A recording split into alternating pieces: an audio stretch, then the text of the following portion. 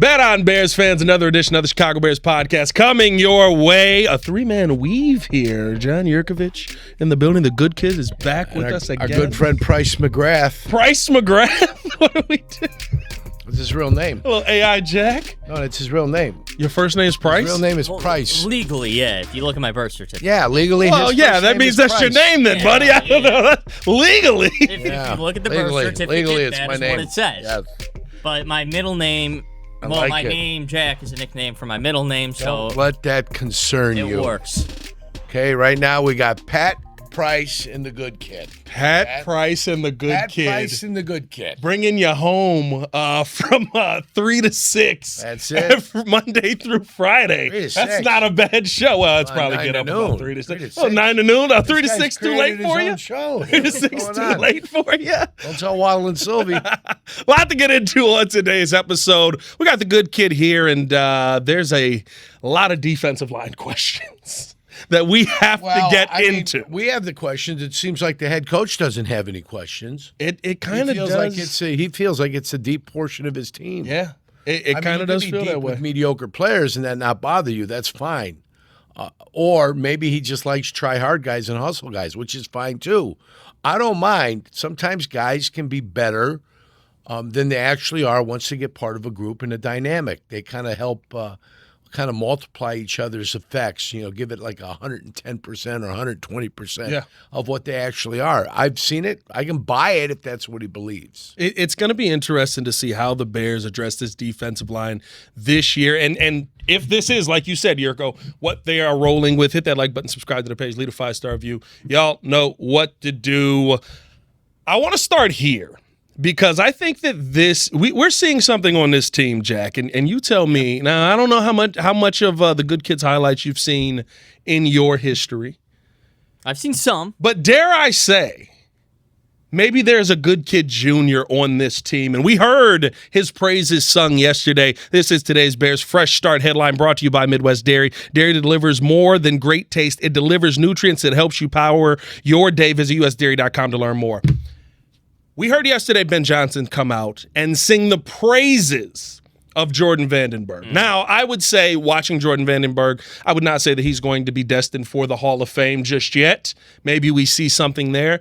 But I do see a lot of traits that I believe once the good kids started playing, you talked about with Jurko. When you watch Jordan Vandenberg, he's a guy that goes out there, doesn't make a lot of mistakes, doesn't get himself in a lot of trouble, and find ways to use the skills that he has to his advantage. Are you seeing a little Jurko? A little bit. Jordan Vandenberg. A little bit. I do think every once in a while he does make some mistakes still. I think we have to. Still a rookie. But he's still a rookie, yes. And he's raw, right? This is a guy who came in as a project talent when the Bears drafted him. That's why he didn't go higher in the draft. That's why everybody said, oh, this could be the diamond in the rough that the Bears found, is because they projected him as a raw talent that needed some molding a little bit along that defensive line. So, yeah, I see it. I think the physical talent's there for Vandenberg, and that's why people love him. And if he's able to marry that with not making mistakes and doing those things like you're saying, which I think we're starting to see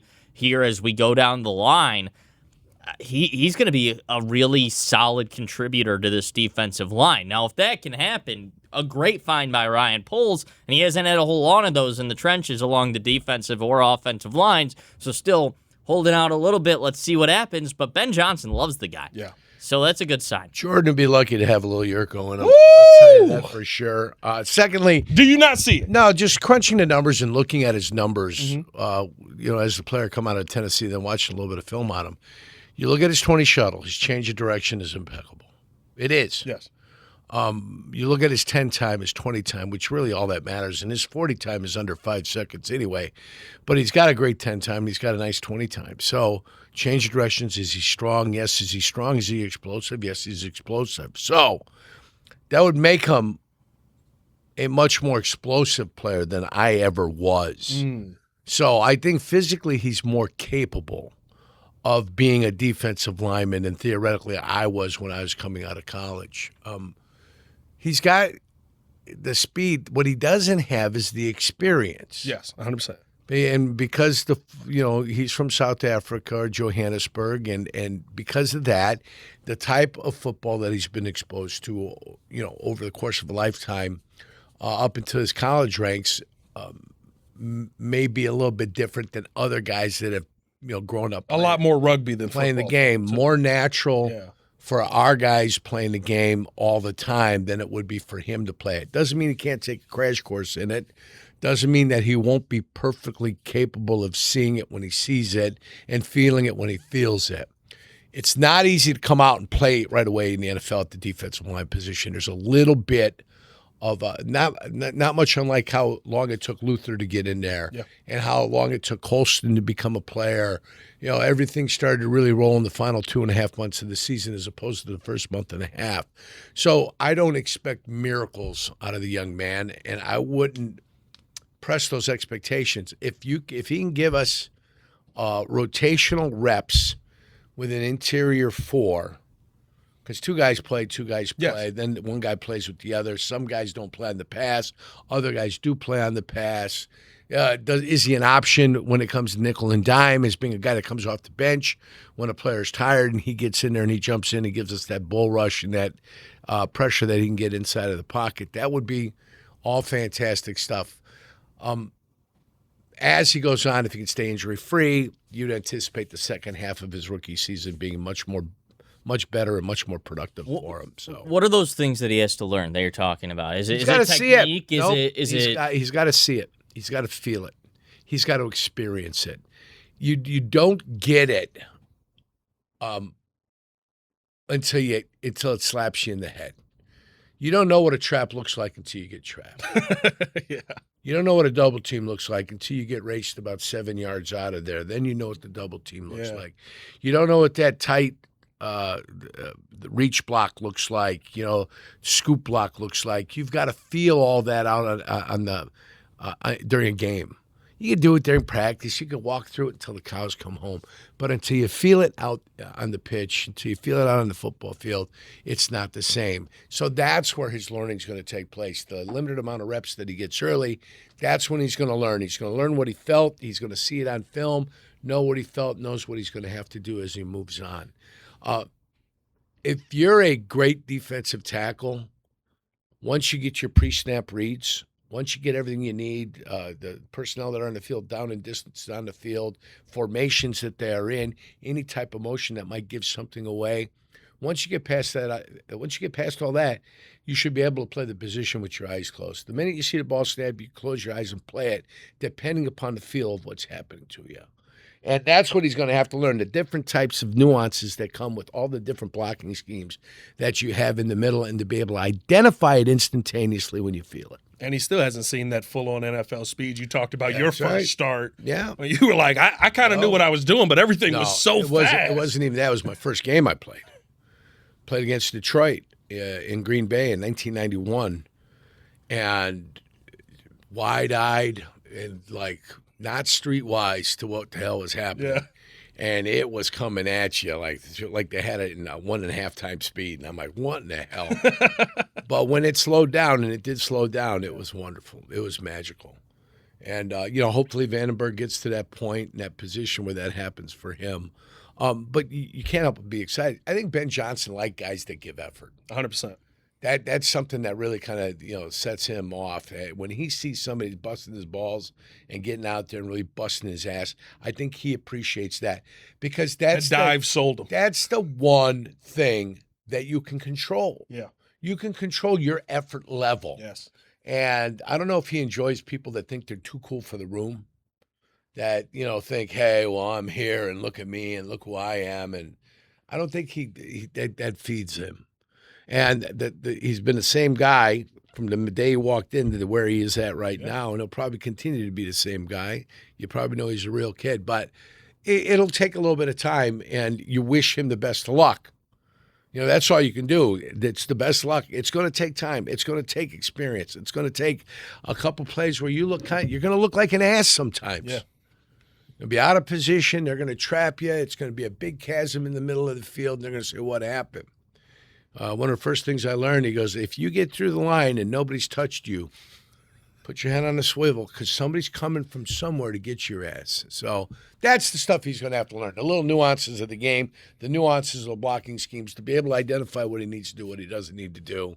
And he will over the course of time. Again, this is not a natural first-time sport for him. Yeah. This is something that he picked up and he flourished at, and hopefully he becomes really good at. I'll ask you both this, and that was today's Fresh Start headline brought to you by Midwest Dairy. Dairy delivers more than great taste. It delivers nutrients that help power your day. Visit usdairy.com to learn more. With the conversation that we heard yesterday with the news that Jordan Schultz put out there, something he had rehashed from the draft combine where he said the Bears were looking to trade Gervon Dexter, and they're having multiple conversations that are coming in about potential trades for him. Does what we've seen from Vandenberg and what you have with Dio on the interior, and Jarrett on the interior, Neville Gallimore on the interior, does that make Gervon Dexter expendable to this team when you talk about a guy in Dexter who, as a second-round pick, kind of has become what you said Jordan's hope is this year, a rotational piece, not an elite piece for you? And Dexter's on – this is the last year of his deal. This is the last year of his right? deal as well. So this is it. I would hope I could see it because I think they have enough in the rotation. What I would want back, though, in a trade is some type of player. I think, which I don't think you're necessarily getting at this point in the season. You okay with attaching a pick to it? Oh, if I'm attached, that's Gervon okay. and a third for Josh Sweat. I'm in on that market. One that we just saw, though, is it was Kayshon Boutte from New England, who was their number one wide receiver last year, just got traded for a safety plus a later round pick. Yes. Like, if you can do something like that, maybe that could be a little bit better. Maybe help in the secondary. Maybe some edge rusher that you're targeting that could be another rotational edge rusher or something like that. I don't love giving up Gervon Dexter just because I think you're kind of giving up on him and you're selling super low on what he could bring you. But if you're doing something like that and you're getting a player back, I'm okay with it. What I don't want is like a 7th-round pick because I don't think that does much for it. It depends what type of role you believe he's going to have. Do you think that role is going to be a diminished role as the season goes on? Could you get something for him? There's still players at the 4th and the 5th round position. It's tough to say. Guys get banged up in the middle. Yep. And no matter what, there is a certain amount of depth that one needs at the defensive tackle position. So, yeah, I wouldn't want to get rid of him for peanuts. But if at some point before the trade deadline, if there's a ton of injuries at the defensive tackle position and somebody's willing to overpay to get Gervon Dexter, okay. Yeah. I'm okay with it. Sometimes you don't know what motivates an individual. What motivates Gervon Dexter? Why the way he plays seems like a couple volumes down from the way Dio plays and from the way Vandenberg plays. Yeah. Now, nobody ever questioned the effort of Dio. Everybody questions the skill. Yes, 100%. So the effort's there. The motivated Dio Adangbo is hilarious because he's very motivated. Right. So there's never a problem. They don't have problem bringing energy to the party. Yeah. Problem is when you see a guy with skill and then he doesn't bring energy to the party, and it's why is he not bringing energy to the party? Yeah. Is he not capable of bringing this energy to the party? What is happening and what is going on? Is it not his personality? Is it not the way he does things to bring that to the game? Maybe, maybe not. Maybe you identify it at some point, and if he's not willing to do it now or this year, when will he do it? Yeah. Well, the thing about Dexter, too, is Ben Johnson talked about him very highly, almost the same heights as Vandenberg in his press conference yesterday, which means one of two things. Either Ben Johnson truly believes that, and that's not a guy you trade, is if Ben Johnson truly believes he's can have as much of an impact as he's saying, or two, he's trying to increase that price a bit on Gervon Dexter, or some combination of both. But the price is the price. Yeah. People around the league look at him, they see him as a player, what kind of player he is. The only thing that increases the price is not somebody BSing you about what he is or what he isn't. It's desperation. Yes. And 2 or 3 teams desperate to get a defensive tackle in because they've had a rash of injuries. And you hoping that, okay, we're willing to pay for him as opposed to elevating a guy from the practice squad and putting him on the team. You would think that a 4th-year player in the NFL, what does he have, 15 sacks? Yeah. 16 sacks? 13 sacks in his total career, with 13 sacks, would be a guy that would be better than some guy that you're going to pick up off your practice squad. 24 years old, 13 and a half career sacks, 42 quarterback hits. Yeah. And probably not enough pressure in all of that. I'll ask you this and lean on your expertise on the defensive line and at that position. Do you feel like he fits what Dennis Allen is wanting to do? When this news came out, a lot of guys around the NFL, guys that have been a part of teams and things like that went, well, this makes sense because he doesn't fit Dennis Allen's scheme. I'm still trying to figure out what the hell Dennis Allen is. Well, I mean, does he play an odd man front? Does he play an over-under front? Does he play an even man front?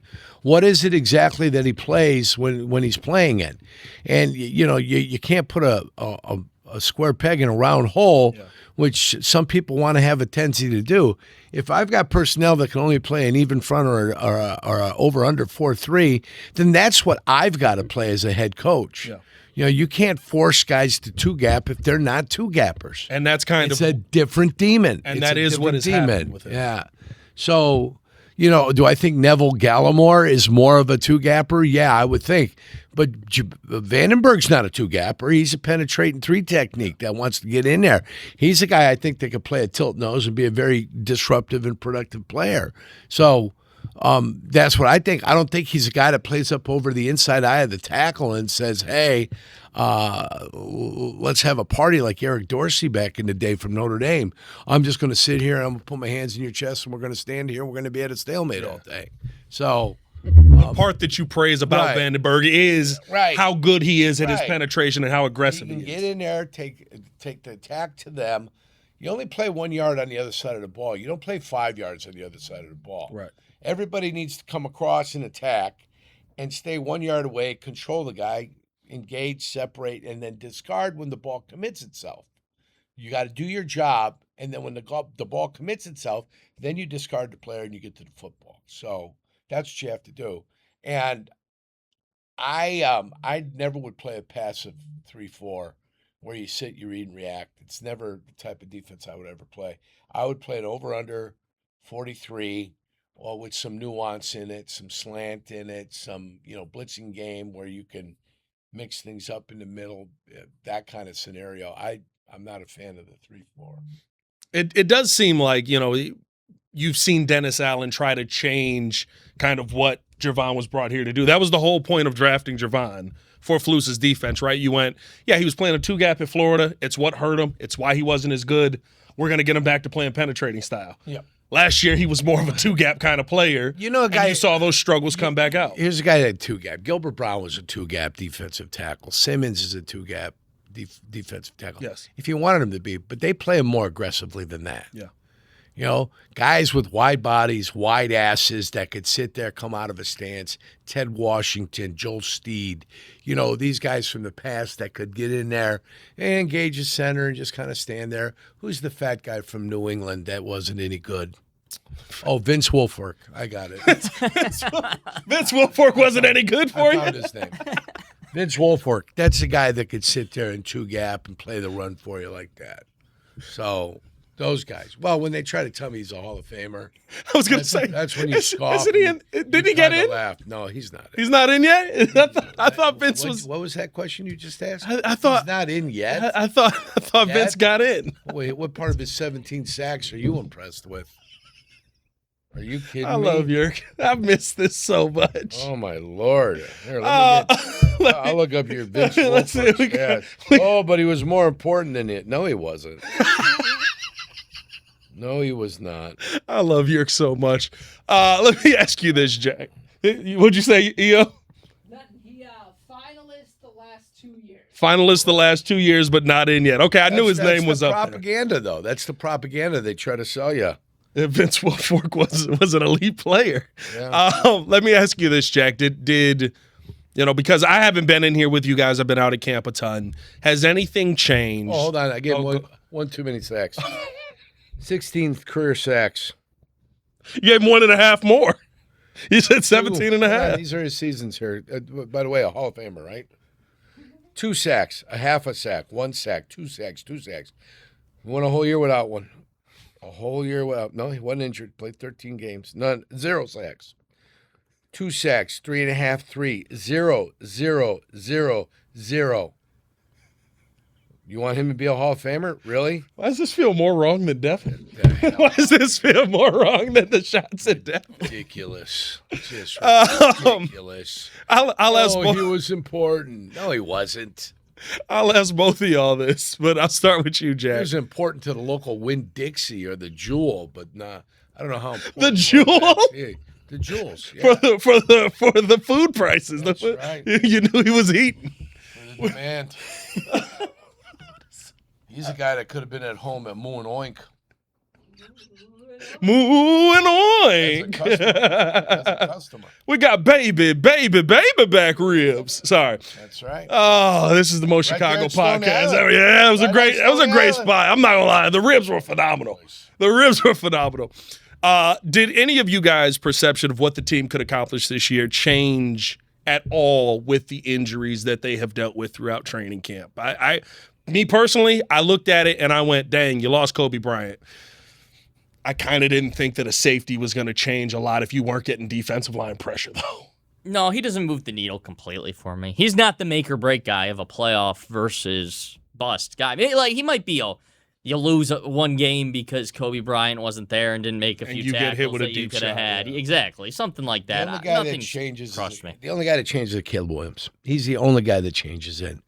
I had him as a 10-7 team going in. They're still a 10-7 team. No, there's players that could get hurt that would change it as well. If Joe Tooney goes down, they're going to be in trouble along that offensive line because you have multiple holes to fill then. You still don't have a left tackle, and you need Joe. Yes, he would. If you need Joe Tooney along that offensive I've seen line Caleb now, under left pressure. tackle. It's not as fun It's to not. watch as Caleb not And under. if you don't have a guy like that, that would be a guy who would move them a couple of The wins. Darnell a win Wright or two. scare, which Darnell Courtney Wright, Cronin I did think, put is out another there, guy. that he's fine. Caleb. That's the only guy for you. Do you so in your mind then he has reached that point where it goes, however far Pat Mahomes takes us, that's how far we go. However far Jared Goff takes us, that's how far Caleb, we go. with the way he played last year, the confidence that he gained, the playoff experience that he had, the tremendous feelings that you get from having success in the NFL is something that people, and individuals and players savor. They savor that. Yeah. He got a chance to do it. He got a chance to experience, to feel it, and I think that's something he definitely wants. This team is, I'm going to tell you what, this team will be better 2 years from now than it is now. 100%. Okay, so there's greener pastures in front for the Chicago Bears. This unit that they have now will be a different unit 2 years from now. It'll be a better unit from 2 years from now. Based differently, financed differently as you start moving forward with this group too. They still haven't gotten rid of everything that Eberflus has put with this team.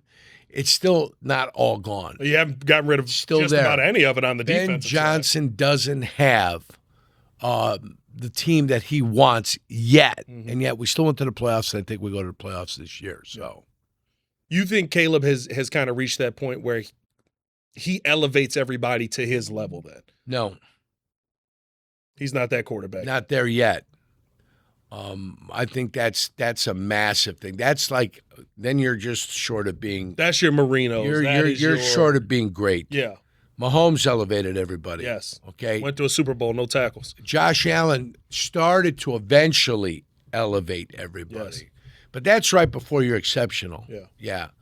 He's working his way up there. Okay. He's working his way there. And hopefully one day he gets there. And maybe 2 years from now he'll be that guy. We hope. It's going to be interesting to see what this team looks like. And I really hope Dennis Allen survives it because I think he's gotten the short end of the stick just about every year that he's been here. Well, yeah, that's true. Because I love Sam Roush. I see how he works perfectly. I love Xavion Thomas. I see how he works perfectly. But Dennis Allen had to be there just going, yeah, not for nothing. Can I get a D lineman? They went to Dennis Allen. They said, listen, we want you to make it like a chef. We want you to make us coq au vin, but we're not going to give you chicken and we're not going to give you wine. And yet you still have to come up with a way to make chicken and wine. Yeah. So that's what they've done to him. What's the Gordon Ramsay show? Right. Hell's Kitchen? Yeah, I don't watch it. You got to make an elite show out of the bones of a halibut. Yeah. So, you know what I'm saying? They haven't given him much, and he's tried to find a way to survive. Last year, this was a crappy defense. Yeah. That found a way to make people turn the ball over. Yes. So because of that, that's the way they got off the field. Because they couldn't get off a lot of times. I mean, I remember watching this thing. I go, is that a 12-play drive? Yeah. Did they have the ball for 7.5 minutes, the other team? Yeah. And then the Bears would do the same thing, and you had like 5 possessions in the first half. Yeah. I'm like, well, how the hell is anybody going to win this game? Fortunately, in the second half, things turned over, and the Bears found a way to win. One of the most important things the Bears did last year was learn to win, learn how to win, learn when to win. Sometimes the fourth quarter, we used to go out there, we go 4. Well, it meant something that you had to go ahead and tighten this thing down and win this thing in the fourth quarter. They learned that. That's an important lesson. I'm glad they did, and that will help catapult them to their 10-7 record this year, second behind Detroit. It's so funny, too, because coming out of camp, I've seen a defense that has been really good against the run. I've seen a defense that's been really solid in the red zone. Yeah. And yet we focus on the pass, right? Like how bad they are in the pass defense. They were horrible versus the Bengals' second-string unit. Well, Dante Manning was second on the team in tackles because everybody was catching the ball in front of him. What did Deion say? Yeah. As a DB, you shouldn't have a bunch of tackles because that means people are catching the football on you. Passes broken up would be nice. This sounds weird to say, I almost feel like the team defense will be better than it was last season. I think there's still going to be moments where they give up a 3rd and 26, a play they gave up last year. I think there'll still be moments where they give up a 3rd and 19. But I think because they can make teams one-dimensional, we're actually going to see a defense that we look at and go, you know what, that's enough to win. What do you think? I think so. Or are you still like, you're only going to win if you put up 40? I don't know that you're going to need to put up 40, but the offense is going to have to carry this team.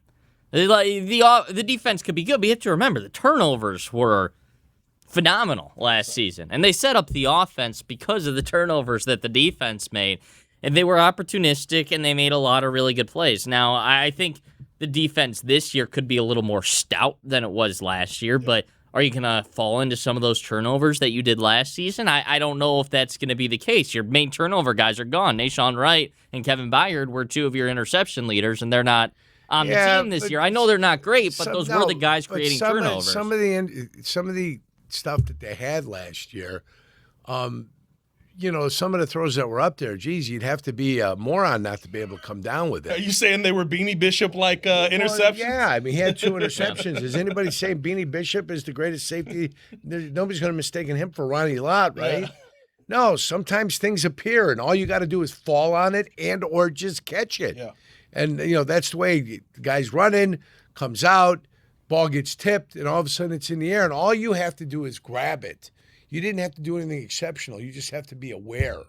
So I'm not worried about turnovers. I'm not worried about this or that. I'm worried about this team being able to get themselves off the football field on 3rd down. Yep. That's where they have a marked improvement, getting off the field. Maybe that team can help them offensively by staying on the field, limiting the opportunities the other team has. But still, at some point, the Bears' defense got to stand on their own 2 feet. Yeah.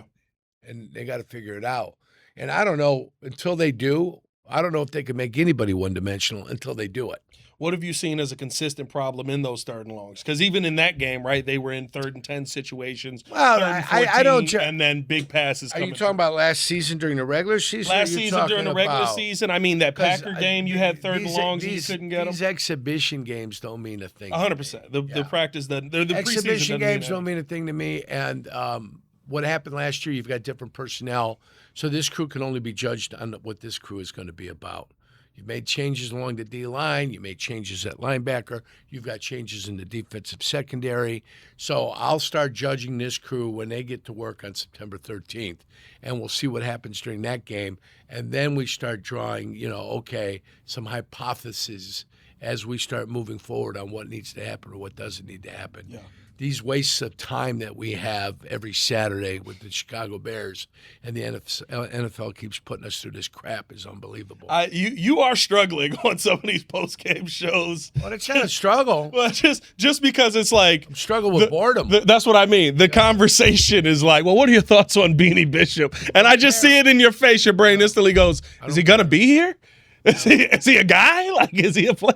He's got a 3-game suspension to start the season. I've lived 59 years of my life, and I've never wasted more Saturdays than when I have to come here and do a exhibition game.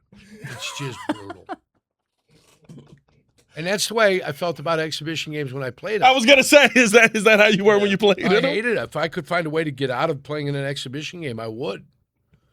One time I had an ankle thing, kind of like I had some bone spurs in my ankle. I had surgery for it. Yeah. Felt like they forgot one. And I got out of an exhibition game because my ankle was hurt. I'm like, thank God. Were you ready to go week one? Oh, yeah. That's the thing. It's What like matters? Oh, yeah. that's all that matters. That wasn't a problem. It's just they are, unless you got young players, rookies that need to get some time, that's when it's important. But the NFL is going to go to the 18-game season. They're going to go to 2 exhibition games. They should only, I believe the preseason should only be 4 weeks. If you're not going to start until after Labor Day and you're only going to have 2 exhibition games, have them 2-2 and then 1-1, 2 weeks of preseason. They shouldn't be in camp before August 1st. Bring them in August 1st, give them 30 days to train, and get them out on the football field and let's play football. You don't need more than that. Are you not concerned that teams might end up starting to use the regular season kind of how It's already that way. the early It's already that days way. of basketball are? It's already that way. Yeah. Yeah, it's that way already, so it doesn't make a difference. I think if you don't extend it out for an extended period of time for no reason, and you bring the camp and you make it this to this, and you truncate it, I think you bring a greater sense of urgency to training camp. Yeah. That's what I believe. Yeah. Well, also the NFL. They want to stretch it out, though. To that concern, the NFL season is so short. You can't really afford to take it easy, as you're saying, like the NBA does in those first 2-3 games, because you drop in an 0-2 hole in the NFL, and suddenly you're on the outside looking in the rest of the Unless season. you're Baltimore that goes 1-5 and still finds that's a what I way was to gonna come say. back and Well, that was an charge injury, toward the but- end of the year. Yeah. And if they could have beat Pittsburgh in any of their They're in the final playoffs. 2, they're in the Yeah, playoffs. but they needed a miracle to do it, and a ridiculous winning I streak. think about 2 years Well, ago. they just got Lamar back. I think about 2 years ago. What a miracle. It's just getting Lamar back from injury. we literally watched the Kansas City Chiefs kind of cakewalk through the first month. I think they were 1-3 by the end of it. They were in the Super Bowl. Everybody was like, the Chiefs run is over. It's done. And I was like, all right, guys, like there's a lot of football left, and they're the Kansas City Chiefs. And it did look like they treated the first 4 weeks of the season like preseason. And then week 4 was like, oh, they look like the Chiefs again. Oh, okay. There they are. They're in the Super Bowl again. They're still the Chiefs. So I kind of agree with Jurko when it comes to preseason and stuff like that. I'll be honest with you. Make all the preseason games joint practices, sell tickets to them, and call it a day. Every team in the NFL does Family Fest. I'd rather see that than see preseason. Now, where, like J-Mac always says, what it hurts is the young guys who have never been in the league, now you need them in a real game, and the first experience they have in football counts. Mm-hmm. So I think that's the part where, it's the give and take of it. But at the end of the day, thank God preseason is almost over. And we can talk about real football soon. The exhibition season. Yeah. Yeah. You're not even giving them preseason. You're giving them Well, the no, exhibition The season. NFL and the Bears want you to say preseason, which you just totally ignore and call it what it actually is. You don't tell me what to say or how to say it or what the season is. I know what the season is. Oh, we think you should call it the preseason. Yeah, whatever. I missed him so much. Hey, man, we're going to get up out of here. We appreciate y'all for tuning in to Show of Love. As always, for the good kid, John Jurkovic, and Prince Jack McGrath. That's not bad. You should definitely go by that. That wasn't it. You should definitely go by that. Price. Price. P-R-I-C-E. Price. I'm going to go by like Prince. Prince. I like Prince a little bit. Price Jack McGrath is not People called bad. him Prince. He was not happy about He was not happy about Prince Prince is taken. by the Prince. aforenamed Prince. Yeah, Yeah, that's true. Well, the artist Yeah. he's previously known. as. Of course, 100%. Y'all stay safe with us, Chicago. Bear down. One love. Peace. Price Jack McGrath. When making a big decision, I believe in doing your homework and working with people you trust. That's exactly what you'll find at Advantage Buick GMC in Hodgkins. No pressure, just clear communication every step of the way. Visit Advantage Buick GMC in Hodgkins. We are professional grade.